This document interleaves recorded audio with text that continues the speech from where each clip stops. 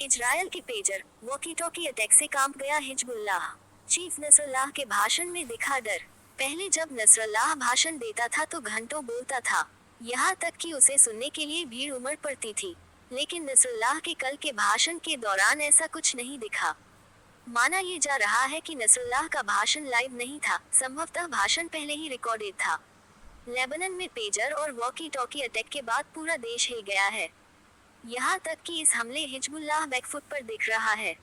भले ही वह इजरायल को देख लेने की धमकी दे रहा हो, लेकिन उसके चीफ नसरुल्लाह हसन के भाषण के दौरान ऐसा कुछ दिखा नहीं। पहले जब नसरुल्लाह भाषण देता था तो घंटों बोलता था, यहाँ तक कि उसे सुनने के लिए भीड़ जमा होती थी। लेकिन कल जब नसरुल्लाह लाइव आया तो स्थिति ठीक इसके उलट थी। नसरुल्लाह के टेलीविजन भाषण को देखने के लिए सार्वजनिक सभा में उच्च स्तरीय पार्टी के अधिकारी और समर्थकों की अनुपस्थिति देखी गई। आमतौर पर नसरुल्लाह की सार्वजनिक सभा में उच्च स्तरीय पार्टी के अधिकारी और समर्थक शामिल होते हैं। माना ये जा रहा है कि नसरुल्लाह का भाषण लाइव नहीं था, संभवतः भाषण पहले ही रिकॉर्डेड था। गुरुवार के भाषण को लाइव प्रसारण के रूप में पेश किया गया था, लेकिन श्रोताओं को लगभग 20 मिनट बाद संदेह करने का कारण मिल गया। जब इजरायल ने लेबनान की राजधानी पर बम गिराए और धमाके की एक नई लहर के साथ खिड़कियों को हिला दिया। पूरे शहर में दहाड़ गूंज उठी। फिर भी आतंकवादी नेता ने अपने भाषण के दौरान न तो कोई हिचकिचाहट दिखाए और न ही इस घटना का जिक्र किया।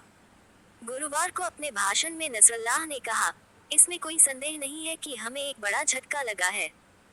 लेबनान के इतिहास में अभूतपूर्व है, और यह पूरे क्षेत्र में इजरायली दुश्मन के साथ संघर्ष के इतिहास में अभूतपूर्व हो सकता है। बता दें कि इस सप्ताह हिजबुल्लाह के सदस्यों के घरों और इलाकों में हजारों छोटे छोटे विस्फोट हुए, जिनमें मंगलवार को पेजर और फिर बुधवार को वॉकी टॉकी को निशाना बनाया गया। कुल मिलाकर इन विस्फोटों में कम से कम 37 लोग मारे गए, जिनमें कुछ बच्चे भी शामिल थे, और लगभग 3000 लोग घायल हुए। अपनी शैली और पैमाने में भयावह इस हमले ने उस समूह को चौंका दिया, जिसने इजरायली घुसपैठ से बचने के लिए सेल फोन का इस्तेमाल बंद करने के बाद एनालॉग तकनीक का विकल्प चुना था। नसरुल्लाह ने हिसाब किताब की कसम खाए, लेकिन विस्तृत जानकारी नहीं दी। उन्होंने कहा कि हमले का हिसाब किताब किया जाएगा और उचित सजा दी जाएगी। उसने स्पष्ट रूप से दबी हुई आवाज में अपनी बात जारी रखी। उसने कहा, क्योंकि यह लड़ाई अदृश्य चेहरों द्वारा लड़ी जा रही है, इसलिए आपको मुझे अपनी शैली बदलने की अनुमति देनी होगी। इसकी प्रकृति, दायरा, कब और कहां, ये कुछ ऐसा है जिसे हम निश्चित रूप से अपने हिसाब से रखना चाहेंगे। हम लड़ाई के सबसे सटीक, संवेदनशील और सबसे महत्वपूर्ण